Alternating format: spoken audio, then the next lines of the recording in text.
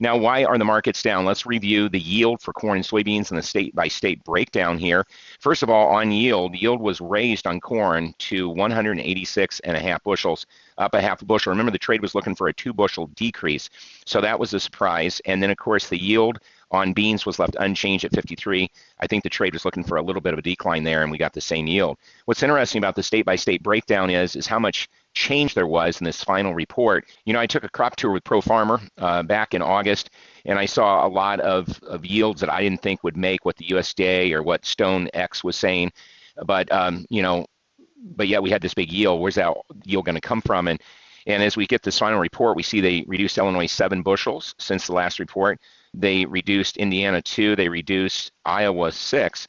So we have the 3 I states underneath where we were here in November.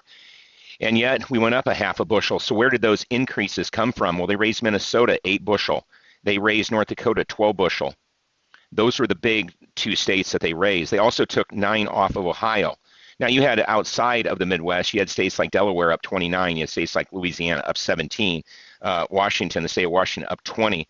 But, you know, the major states that contributed to more yield is going to be states like Minnesota up 8 bushel, 5th largest growing as far as corn bushels go, as far as that state's production, they're number 5. North Dakota in the top 8, up 12 bushel. So you had these decreases in the I states. That's where the crop tour really focuses. It really brings into question is the crop tour need to be expanded? Does it need to stay where it is? That is the heart of the Corn Belt. That is where most of the acres come from. But hey, the yields really varied outside of that area that those samples were taken from. So a lot of variance. And you know, you think about how far harvest was along in November. I know the government was shut down, so maybe that had something to do with this, but boy, these yields changed a lot in these states.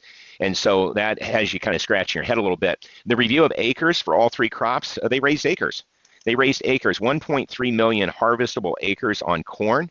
So we had the largest amount of acres, the least amount of abandonment, and we had weather conditions and disease conditions that lowered yields in the I states, the 3 most productive states, and yet we ended up with a larger yield. We ended up with a larger carryout.